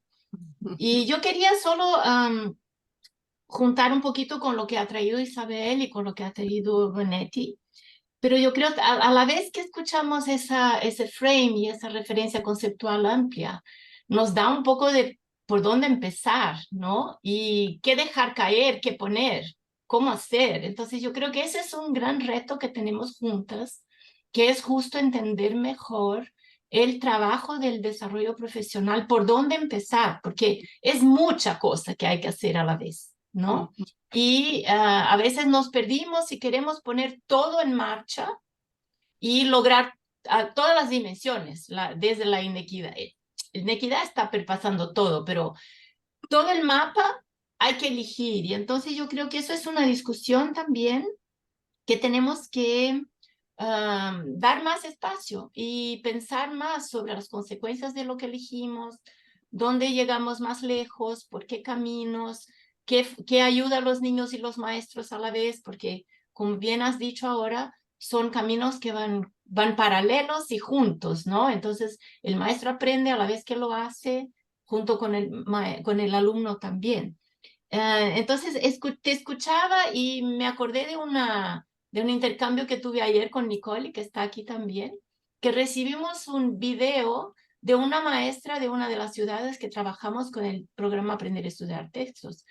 Es una profesora que, a ver, para decirlo de una manera directa, no es del mejor grupo de docentes, no es la que más entendió el programa o la que más tiene herramientas para hacer la transposición en la práctica como nos gustaría, como otras hacen. Es una profesora bastante mediana, pero muy enganchada en el proceso, muy animada con hacer la transformación.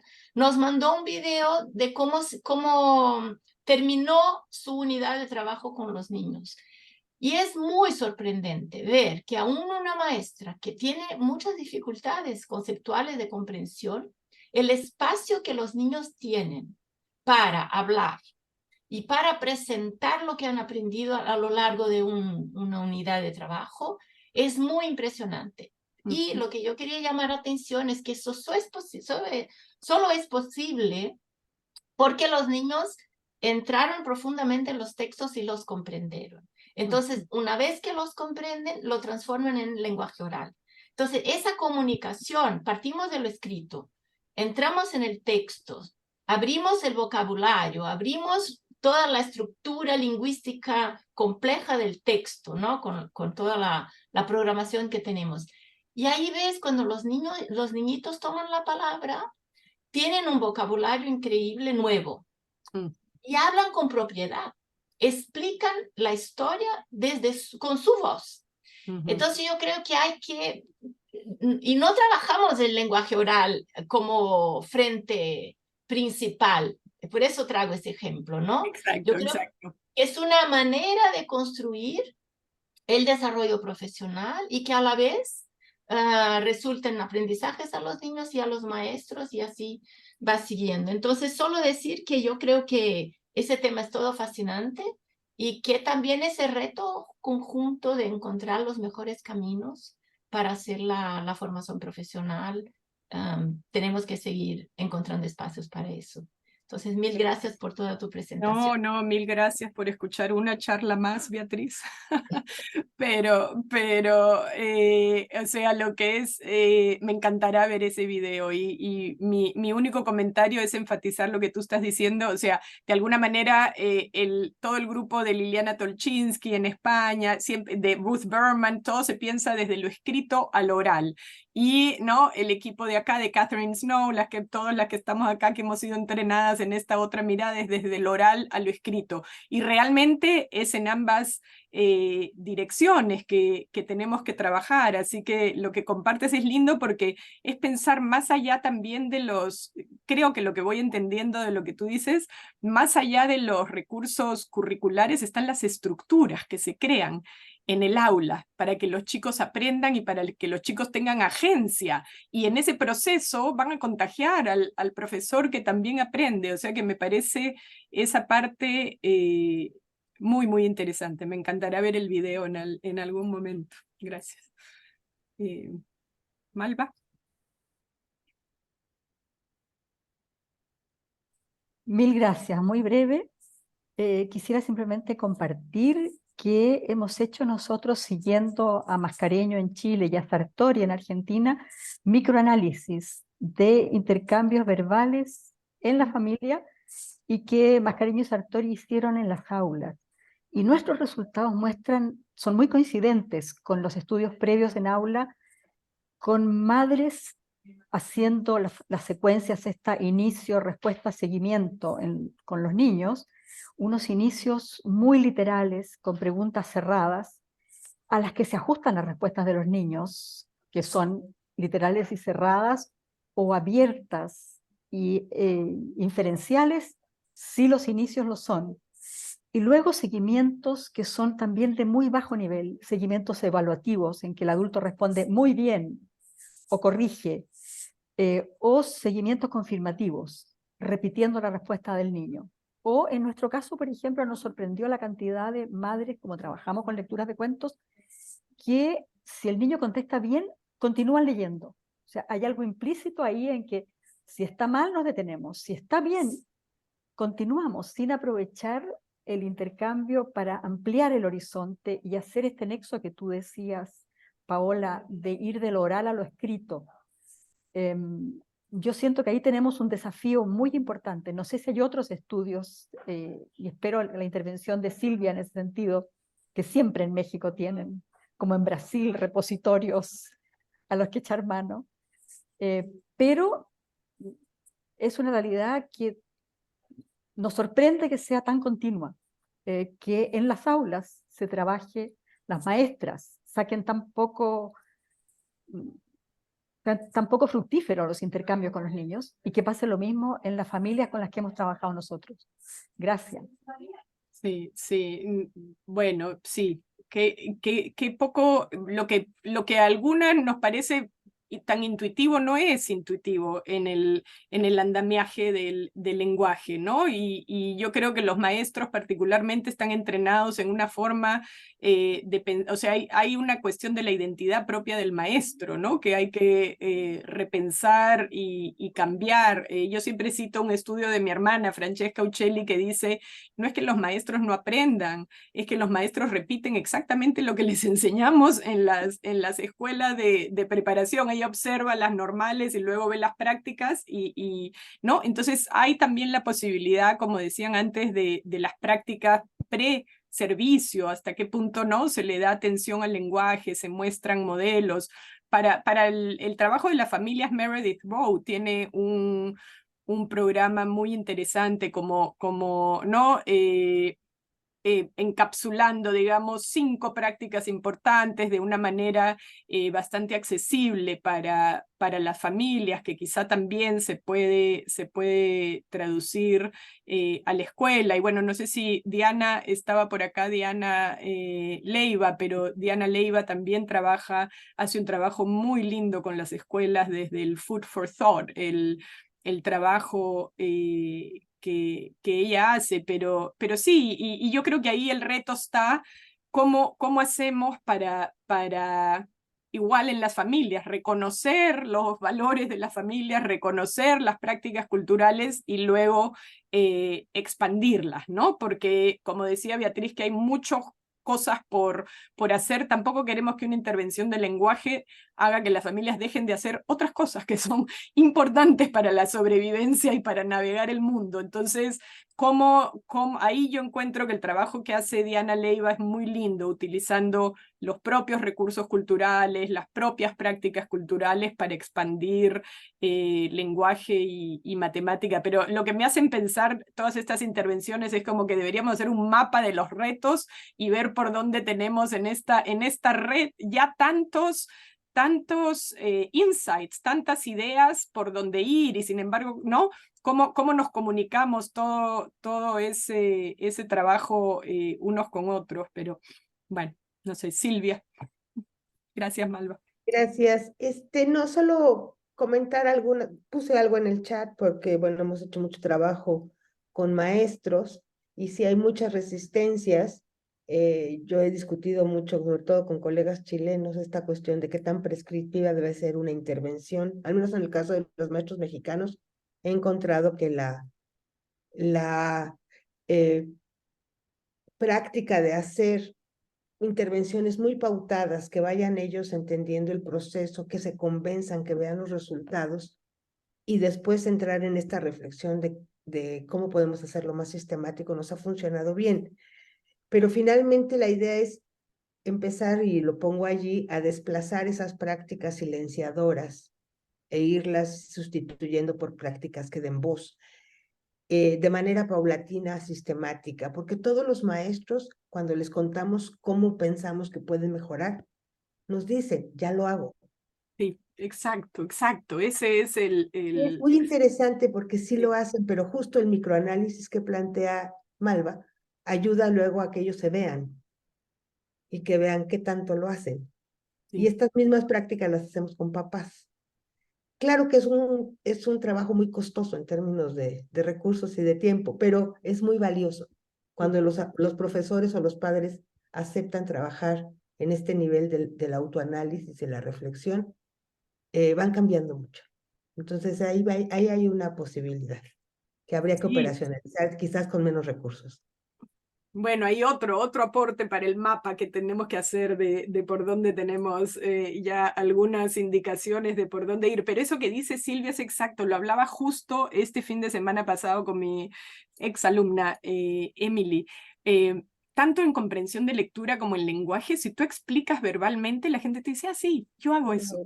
Yo me acuerdo por eso cuando fui a Chile ya hace tantos años, Andrea, gracias por la invitación para hacer ese curso de comprensión de lectura, que entonces lo organizamos como qué pensamos y cuál es la realidad y cómo es la práctica, porque si no la gente, lo que uno le dice lo amolda a las prácticas que está haciendo. Ahí es donde yo creo que esa práctica de Sardes, o por lo menos que como yo interpreto una práctica de Sardes del equipo holandés, donde ellos hacen ese contraste de dos videos muy cortitos, donde están no solamente mostrando la práctica, sino mostrando lo que es la alternativa, ¿no? Que me parece que es lo que tú estás diciendo, Silvia, como observarse a ellos mismos o observar qué cosa es lo que estamos tratando de describir como basado en investigación y qué cosa es lo que no es esa práctica, ¿no? Ese contraste, creo que si pudiéramos, no sé, generar una serie de videos que se puedan utilizar colectivamente en ciertas áreas interesantes, sería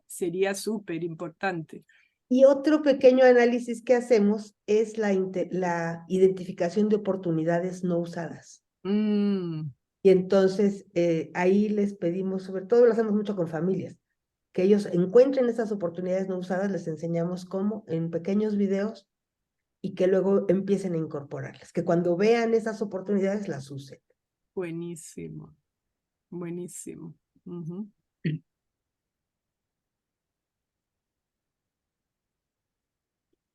Isabel, me parece que... Sí, no, rápidamente, es que me quedé con una cuestión, con un comentario a raíz de lo que planteabas al principio, que es más en la línea de lo conceptual, el tema de la agencia.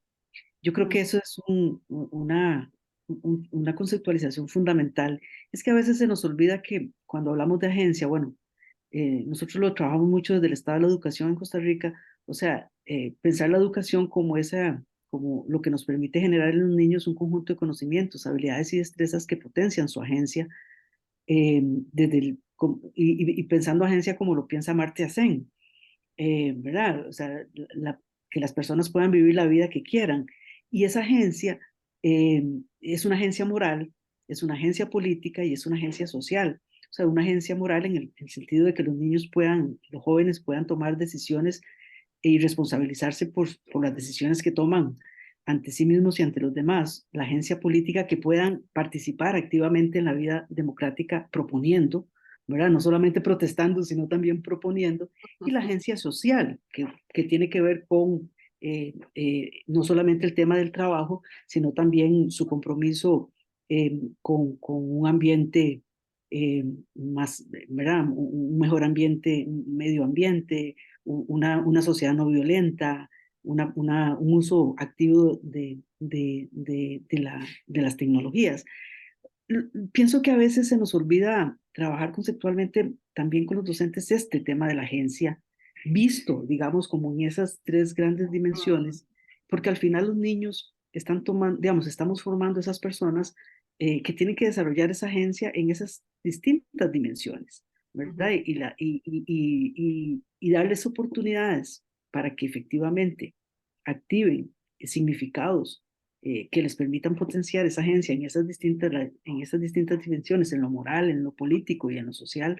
Creo que a veces es un poco un tema que conceptualmente nosotros mismos tenemos que afinar y pegarlo al tema de las estrategias de trabajo en clase. Pero bueno, nada más era un poco en la línea porque me quedó dando vuelta cuando planteaste lo de agencia, que me parece que es fundamental conceptualmente.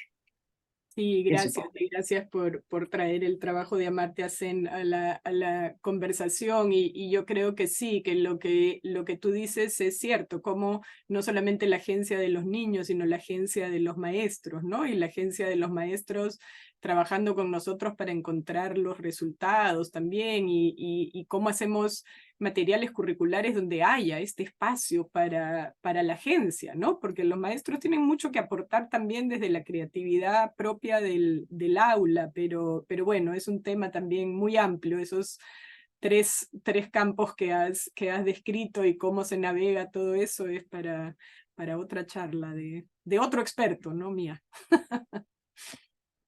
Paola, creo que tienes una última pregunta. Perfecto.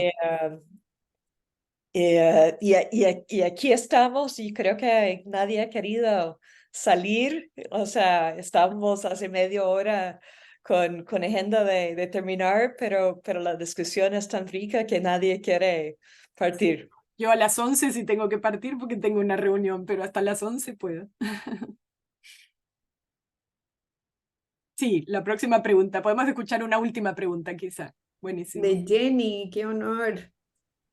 Hola, buenos días. Bueno, primero que todo agradecerles por este espacio tan maravilloso. Es un gusto para mí poder escucharlas y compartir con esta red tan provechosa en cada actividad que organizan. Ahora, escuchando uno de los comentarios de que era difícil, o sea, que cómo podíamos hacer para poder enterarnos de todas las actividades que hacen, se me ocurre que sería tan maravilloso que pudiéramos como red tomar algunos de las investigaciones que han tenido tan buenos resultados y organizarnos de manera que la pudiéramos replicar en los diferentes países. No sé, se me ocurre que sería maravilloso para poder tener un panorama más amplio de lo que realmente está sucediendo en Latinoamérica. Alguna de esas investigaciones, coordinar el equipo o una o varias sobre diferentes temáticas y que nos pudiéramos asociar en una mini red, digamos, para poder llevar a cabo y aplicar, replicar esa investigación en cada uno de nuestros países.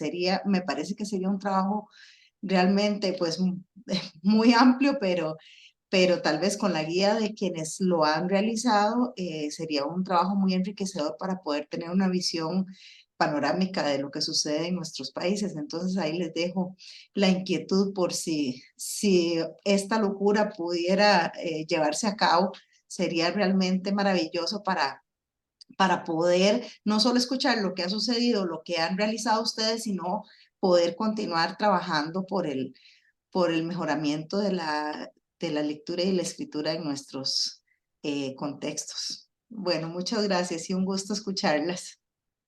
Bueno, qué linda propuesta, sí, porque además hay muchas cosas que se están haciendo realizando por gente de la red que se pueden compartir de esa manera, así que quizá con esa visión optimista de futuro podemos cerrar la sesión.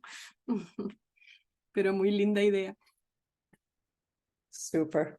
¿no? Y ahora sí tengo que